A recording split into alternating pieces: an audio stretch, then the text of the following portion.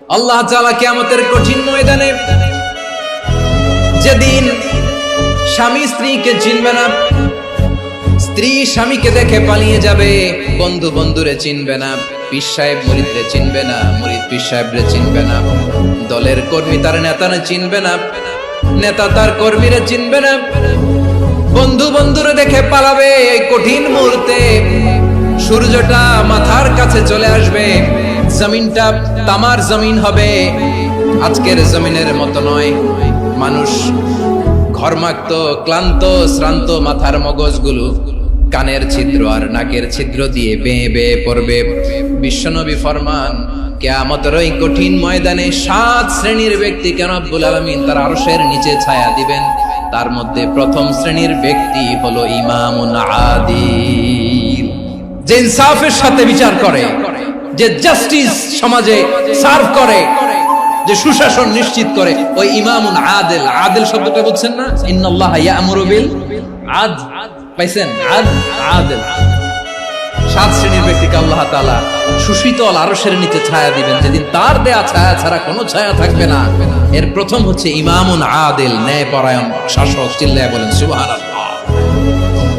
আবার বিশ্বনবী বললেন, ইন্নাল মুকসিতিনা ইনদাল্লাহি আলা মানাবিরা মিন নূর আন ইয়ামিনির রহমান। কিয়ামতের দিন যারা ন্যায়পরায়ণ হিসেবে আল্লাহর সামনে দাঁড়াবে, কিয়ামতের দিন রব্বুল আলামিন তার আরশের ডান দিকে ওই ন্যায়পরায়ণ লোকদের জন্য আরশের ডান দিকে একটা নূরের মিম্বারে তাদেরকে বসার সুযোগ করে দিবে। আল্লাহর আরশের ডান দিকে ন্যায়পরায়ণ লোকদের জন্য আল্লাহ তাআলা নূরের মিম্বার বানাবে। 4টে কেন কথা মনে করেছেন? আল আদাল, জাস্টিস। ইন্নাল্লাহা ইয়া'মুরু বিল আদল। আল্লাহ তাআলা এই আদালতের নির্দেশনা দেন, সুবিচার, সুশাসন। প্রিয় ভাইয়েরা, এটা আমরা বাংলাদেশে চাই কি চাই না? এই যে অরাজকতা, এই যে অন্যায়, এই যে জুলুম, এই যে ইনকনসিস্টেন্সি, সমাজের অসঙ্গতির প্রধান কারণ জাস্টিস নাই, সুবিচার নাই, সুশাসন নাই। শেষবারের মতো আওয়াজ করে বলেন তো, আমরা বাংলাদেশে আদল চাই কি চাই না? তাহলে প্রথম নির্দেশনা শেষ, আল্লাহ তাআলা তোমাদেরকে আদলের আদেশ দেন। এরপরে আল্লাহ বললেন, আমি তোমাদেরকে ইহসানের আদেশ দেই। ইন্নাল্লাহা ইয়া'মুরু বিল আদলি ওয়াল ইহসান। আমি তোমাদেরকে যেমনি আদলের নির্দেশনা দেই, তেমনি ভাবে তোমাদেরকে ইহসানের নির্দেশনা দেই। ইহসান, আওয়াজ করে সবাই বলেন তো ইহসান। ইহসান মানে কারো প্রতি সফট হার্টেড হওয়া, মহানুভব হওয়া, অনুগ্রহ পরায়ণ হওয়া, অনুগ্রহশীল হওয়া, একে অপরের প্রতি দয়াদ্র হওয়া। একে অপরের প্রতি দয়াদ্র, অনুগ্রহশীল হওয়া ছাড়া মানবিক সমাজ কশিনকালেও গঠন করা সম্ভব না।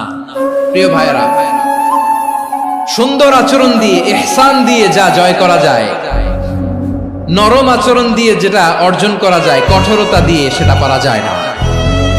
বিষ্ণু ঈসা ইসলাম ইহসান দিয়ে, কোমল আচরণ দিয়ে, তার অনুগ্রহ দিয়ে তিনি অনেক কাফিরের হৃদয়কে জয় করে ফেলেছেন।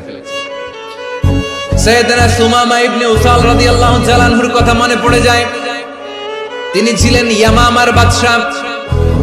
মদিনাতে বিশ্বনবীকে হত্যা করার নিয়তে এসেছিলেন, গোপনে গোপনে বিশ্বনবীকে হত্যা করে আবার ইয়ামামাতে তিনি ফিরে যাবেন। কিন্তু কি অবাক করা কাণ্ড, হত্যা করতে পারে নাই, সাহাবাদের হাতে তিনি ধরা পড়ে গেলেন।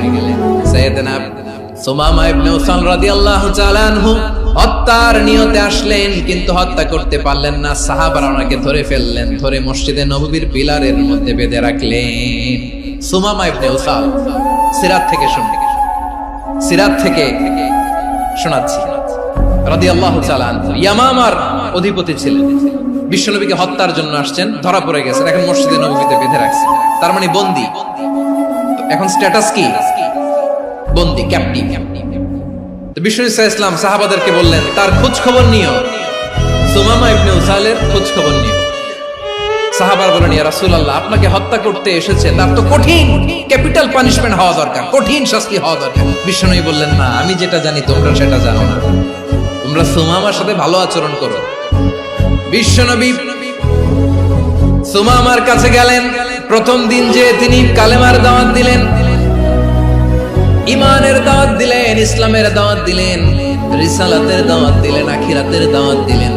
পরের দিন যে বিশ্বনবী সালাতের দাওয়াত দিলেন, যাকাতের দাওয়াত দিলেন। ইসলাম কি, কিভাবে, কেমন করে পালন করতে হয় চমৎকার আর্টিকুলেট করতে শুরু করলেন। তন্ময় হয়ে সুমামা ইবনে উসাল রাদিয়াল্লাহু তাআলা আনহু বিশ্বনবীর কথাগুলো শুনতে আরম্ভ করলো। একদিন নয়, 2 দিন নয়, টানা 3 দিন বিশ্বনবী সুমামার কাছে ইসলামকে প্রেজেন্ট করেছেন, উপস্থাপন করেছেন। আওয়াজ করে বলেন, কয় দিন? 3 দিন। 3 দিন মসজিদে নববীতে বাধা। আর সাহাবীদেরকে বললেন, তার খোঁজ খবর নিও।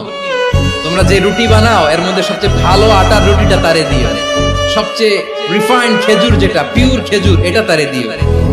আর বিশ্বনবী নিজের উট থেকে দুধ দহন করে ওনার বাড়ির এক কর্মচারীকে বলেছেন, দুধ দহন করে সুমামার জন্য নিয়েছে। সুবহানাল্লাহ পড়বেন না? সবাই তো অবাক, ইয়ামামা থেকে আসছে নবীকে হত্যা করতে, বিশ্বনবী দেখে তারে জামাই আদর করে। একদিন নয়, 2 দিন নয়, টানা 3 দিন বিশ্বনবী এভাবে সুমামার কাছে যেয়ে ইসলামকে প্রেজেন্ট করতে আরম্ভ করলেন, ইসলামকে উপস্থাপন করতে শুরু করলেন। আর তাকে চমৎকার এন্টারটেইনমেন্ট, আপ্যায়ন দিতে আরম্ভ করলেন। টানা 3 দিন যখন ইসলামের দ্য বিউটিজ অফ ইসলাম, ইসলামের সুমহান বাণী, সৌন্দর্য তার কাছে উপস্থাপন শেষ, তাকে আপ্যায়ন শেষ, বিশ্বনবী বললেন সাহাবাদেরকে, যাও এবার সুমামার হাতের পায়ের রশি দুটো খুলে দাও। সাহাবারা তর্ক জুড়ে দিলেন, লা ইয়া রাসূলুল্লাহ, এমনটা করবেন না, তো ভয়ঙ্কর ভয়ঙ্কর খুনি, কি জানি কি হয়ে যায়। বিশ্বনবী বললেন, না, তার হাতে পায়ের রশিগুলো খুলে দাও। সাহাবারা বিশ্বনবীর কথা মতো তার হাতে পায়ের রশিগুলো খুলে দিল। সুমামা মুহূর্তের মধ্যে মসজিদে নববী থেকে বের হয়, ইয়ামামায় ফিরে না যে মসজিদে নববীর পাশে একটা খেজুর বাগান ছিল, সেখানে চলে গেলেন।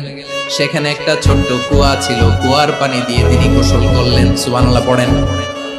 কুয়ার পানি দিয়ে গোসল করে মসজিদে নববীর সামনে এসে বিশ্বনবী এবং সাহাবাদের সামনে দাঁড়িয়ে সাব্বাবা উঁচু করে বললেন, আশহাদু আল্লা ইলাহা ইল্লাল্লাহ ওয়া আশহাদু আন্না মুহাম্মাদান আবদুহু ওয়া রাসূলুহু।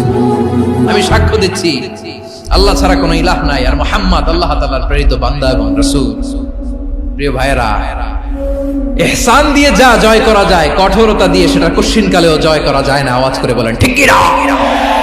এবার সুমামা দাঁড়িয়ে বলে, ওগো নবী, আমি তো কালিমা পড়ে মুসলমান হয়ে গেলাম, এবার শোনেন, এই মুহূর্তের আগে আপনার চেহারার চাইতে নিকৃষ্ট কোনো চেহারা আমার কাছে ছিল না, কিন্তু শাহাদা পাঠ করার পরে আপনার চেহারার চাইতে উত্তম শ্রেষ্ঠ কোনো চেহারা আমার কাছে আর নাই। ও নবী, আজকের দিনের আগে ইসলাম ধর্মের চেয়ে নিকৃষ্ট অপছন্দনীয় কোনো ধর্ম আমার কাছে ছিল না, কিন্তু এই মুহূর্ত থেকে ইসলামের চেয়ে সেরা শ্রেষ্ঠ পছন্দনীয় কোনো ধর্ম আমার কাছে নাই। নবী গো, আজকের দিনের আগে মদিনার চাইতে অপছন্দনীয় নিকৃষ্ট কোনো শহর আমার কাছে ছিল না, কিন্তু এই মুহূর্তের পর থেকে মদিনার চাইতে কোনো শ্রেষ্ঠ শহর আমার জানা নাই। সে ছিল গমের বড় ডিলার, গম বেচতো। কি বেচতো? তার গম কিনে মক্কার লোকেরা রুটি খাইতো। সে ঘোষণা দিল, আজকে থেকে মক্কাবাসীদের জন্য সব গম আমি হারাম করে দিলাম, মক্কাবাসী এখন না খেয়ে মরে। সুবহানাল্লাহ পড়বেন না? মক্কাবাসী বিশ্বনবীর কাছে আসলেন, এসে বললেন, মুহাম্মদ, আমরা তো তোমার ভাই, তোমার চাচা, তোমার ভাতিজা, তোমার আত্মীয়, তুমি সুমামারে বলো সে যেন আবার গমের সাপ্লাই মক্কার জন্য অনুমতি দিয়ে দেয়। বিশ্বনবীর অনুমতি ক্রমে সুমামা আবার মক্কাতে গম পাঠাতে শুরু করলো। পড়েন সুবহানাল্লাহ। ইহসান, ইহসান দিয়ে আপনি যেটা জয় করতে পারবেন, you can win the heart of your enemies. ইহসান দিয়ে আপনি আপনার শত্রুর হৃদয়কে জয় করতে পারবেন। এজন্য আল্লাহ বললেন, ওয়া আনফিকু ফি সাবিলিল্লাহি ওয়া লা তুলকু বিআইদিকুম ইলা তাহলুকা ওয়া আহসিনু ইন্নাল্লাহা ইউহিব্বুল মুহসিনিন। তোমরা আল্লাহর রাস্তায় দান করবে আর নিজেরা নিজেদেরকে ধ্বংসের হাতে ঠেলে দিও না। তোমরা একে অপরের প্রতি ইহসান করবে, কারণ ইহসানকারীদেরকে আল্লাহ বড় ভালোবাসে। সুবহানাল্লাহ পড়েন। আবার সূরা রহমানে আল্লাহ বললেন, হাল জাযাউল ইহসানি ইল্লাল ইহসান ফাবিআই আলা, সবাই পড়েন, ফাবিআই আলাই রাব্বিকুমা তুকাযযিবান। ইহসানের প্রতিদান হিসেবে ইহসানি হয়। বিশ্বনবী সুমামার প্রতি যেমন ইহসান করেছেন, সুমামাও ঠিক তেমন ইহসান ফিরিয়ে দিয়েছে। ঠিক কিনা বলেন? তাহলে এক নম্বরে হচ্ছে আদ, ন্যায় বিচার। দুই নম্বরে সবাই বলেন ইহসান, সদাচরণ। ইহসান দুই ধরনের প্রিয় ভাইরা, ইহসান ফিল ইবাদা, ইহসান ফিল মুআমালা। ইহসান ফিল ইবাদা হচ্ছে একাগ্র অনুভবে ইবাদতে ডুব দেওয়া, এর নাম ইবাদতের ইহসান। সুবহানাল্লাহ। বিশ্বনবী বলেন ইহসান মানে কি জানো নাকি? হাদিসে জিবরিলে সাইয়েদনা জিবরিল আলাইহিস সালাম বিশ্বনবীকে বললেন আখবিরনি আনিল ইহসান। নবী আমাদেরকে বলেন ইহসান মানে কি? বিশ্বনবী বললেন আনতা আবুদাল্লাহা কাআন্নাকা তারাহু ফাইন লাম তাকুন তারাহু ফাইন্নাহু ইয়ারাক। ইহসান মানে হলো এমন ভাবে তুমি আল্লাহর সামনে নিজেকে উজাড় করে ইবাদত করবে, তুমি ভাববে তুমি আল্লাহকে দেখতে পাচ্ছ। আর এটা যদি ভাবা তোমার জন্য কঠিন হয়ে যায়, অন্তত এতটুকু তুমি ভাববা যে আল্লাহ তোমাকে দেখতে পাচ্ছেন। ঠিক কিনা বলেন? আমার বীর চট্টলার ভাইয়েরা, কেউ যেটা দেখে না সেটা দেখে কে? এই বিশ্বাস হৃদয়ের মধ্যে আছে? নামাজে যখন দাঁড়ান এই ফিলিংসটা আনা যাবে? এসা পর্যন্ত যে আমরা হায়াত পাবো কোনো গ্যারান্টি আছে? সবাই আওয়াজ করে বলেন গ্যারান্টি আছে? গ্যারান্টি নাই। এজন্য বিষ্ণু ইসলাম বলেছে এমন ভাবে নামাজে দাঁড়াও, ইবাদত করো, মনে করো হতে পারে এটাই আমার জীবনের শেষ নামাজ। পারফর্ম দ্য সালাহ as if this is the last and final prayer. এমন ভাবে সালাতে দাঁড়াও, ভাবো হতে পারে এটাই তোমার জীবনের শেষ নামাজ। এমন ভাবে নামাজে দাঁড়াও, ভাবো এটাই শেষ নামাজ। তাহলে নামাজে একাগ্রতা বাড়ায় দিবে কে? ফলে ইবাদতের ইহসান আমাদের অর্জিত হবে।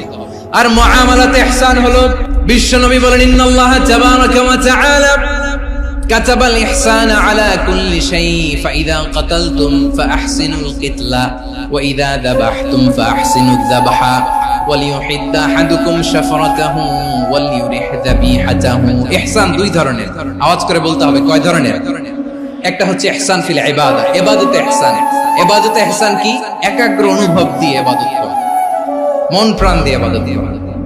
আর মুআমালাতে ইহসান কি? সব কাজে, দৈনন্দিন কাজে, কর্মে, সামাজিক অ্যাক্টিভিটিতে কোমলতা প্রদর্শন করা, অনুগ্রহের সাথে সবকিছু করা। আল্লাহ তাআলা ইন্নাল্লাহা তাবারাকা ওয়া তাআলা কাতাবাল ইহসান আলা কুল্লি শাই, তিনি সবকিছুর ব্যাপারে ইহসানকে আবশ্যক করেছেন। সবকিছু, মুমিনের সব কাজে ইহসানের পরশ থাকবে। ওয়া ইযা কাতালতুম ফাহসিনুল কিতলা, বিষ্ণুই বলেন তুমি যখন কাউকে হত্যা করো ইহসানের সাথে করো। সুবহানাল্লাহ পড়বেন না?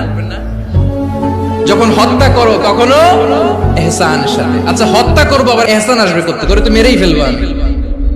আল্লাহ, ও ভাই একজন খুন করেছে, খুনি, রাষ্ট্রীয় আইনে তার শাস্তি হয়েছে ডেথ পেনাল্টি, মৃত্যুদণ্ড।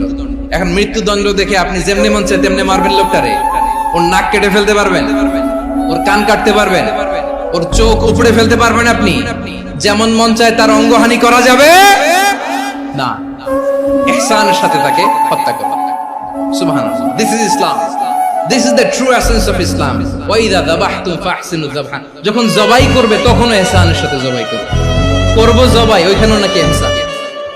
আচ্ছা কুরবানির দিন আমরা পশুগুলোরে কি করি বলেন সবাই আওয়াজ করে? জবাই। জবাই মানে তো এটার মেরেই ফেলতেছি, একটু পরে তো টুকরো টুকরো করে গোশতগুলো খাবো, এটা তো খাবো, এটা তো মেরেই ফেলবো। বিষ্ণু বলে না, জবাইয়ের মধ্যেও মুমিনের জবের ভেতরেও ইহসানের পরশ থাকা চাই। যখন জবাই করবে প্রাণীটাকে হাত পা টাইট করে বেঁধে নাও, ছুরিটাকে শার্পেন করে নাও, ধারালো করে নাও, যাতে অল্প সময়ে জবাইটা হয়ে যায়, প্রাণীটা যাতে কম কষ্ট পায়। সুবহানাল্লাহ পড়েন। দিস ইজ কল্ড ইহসান।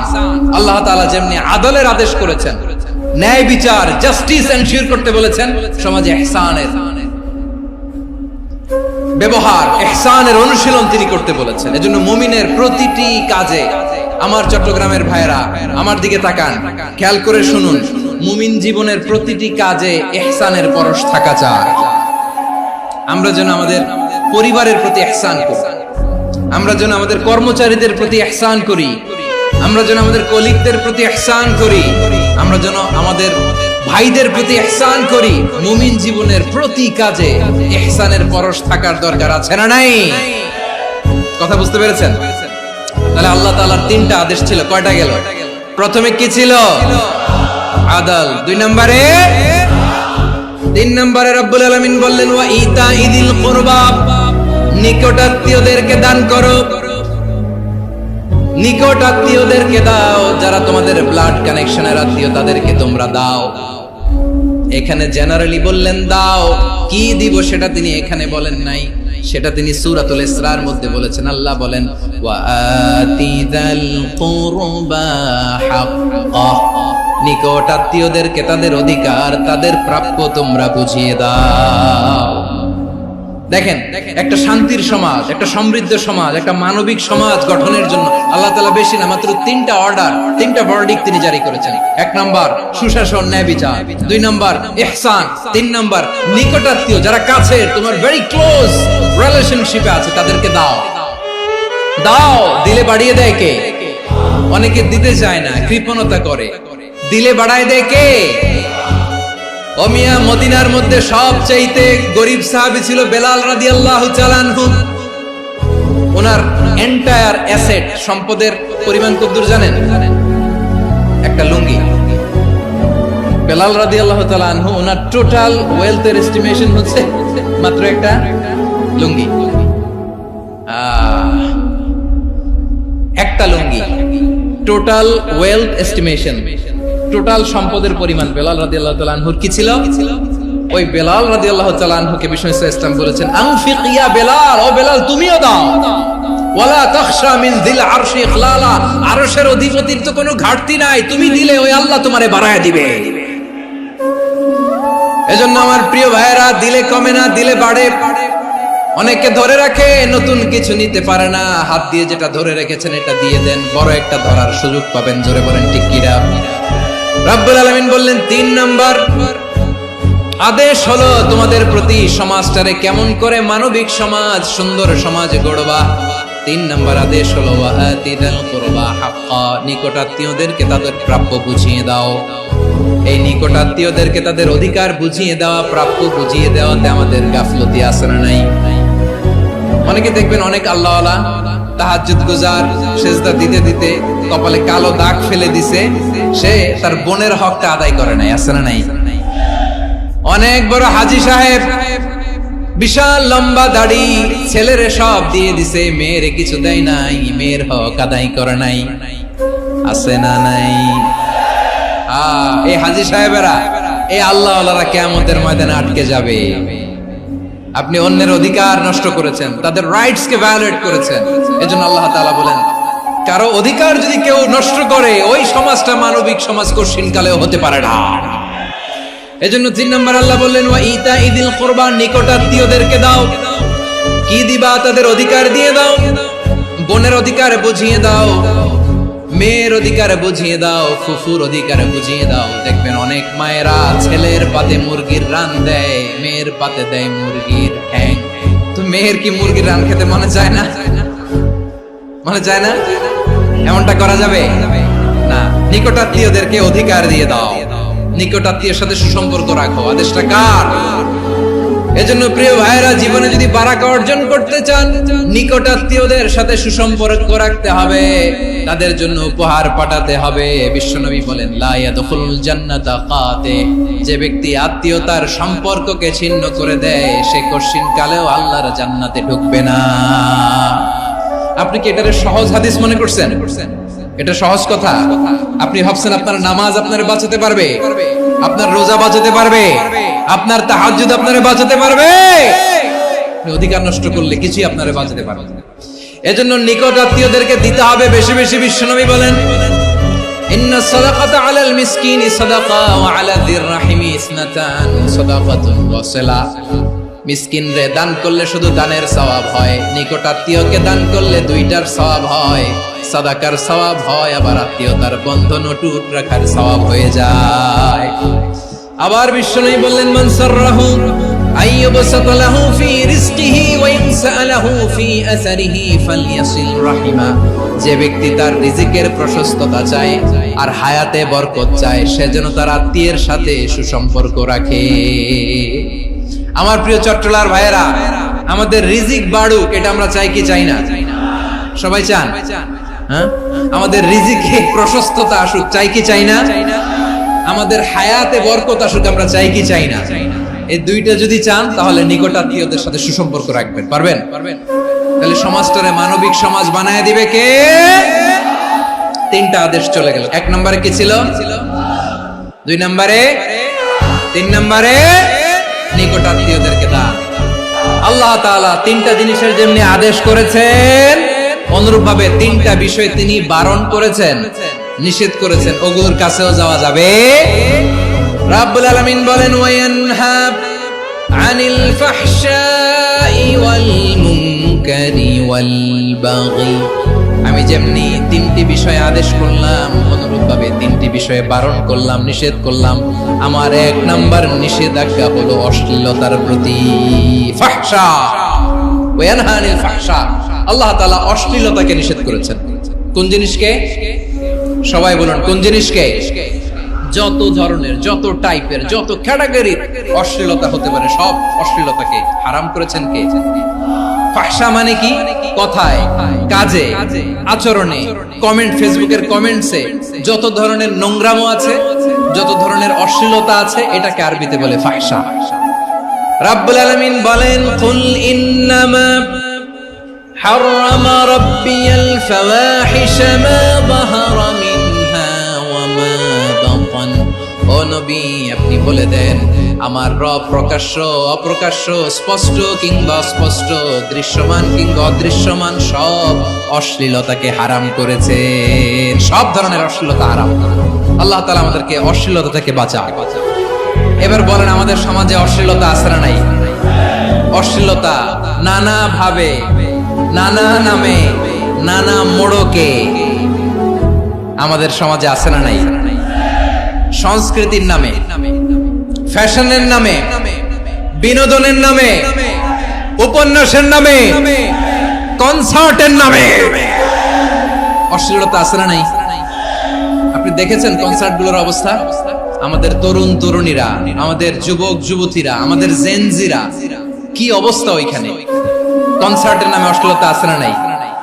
ছেলে মেয়ে একে অপরকে জড়ায় ধরতেছে, একে অপরকে চুমু খাচ্ছে, প্রকাশ্যে, দিবালোকে, গণমানুষের সামনে। আল্লাহ তাআলা এই অশ্লীলতা থেকে আমাদেরকে বেঁচে থাকতে বলেছেন। রূপালী জগতের নামে অশ্লীলতা আছে না নাই? এই টার্মটা আপনারা জানেন না? রূপালী জগৎ কি জগৎ? আসলে কি রূপালী জগৎ না অন্ধকার জগৎ? আমার বোনেরা, আপনাদেরকে যে কি বলে তারা বুঝায়, রূপালী জগৎ শুনেই আপনি ওরকে যাবেন না।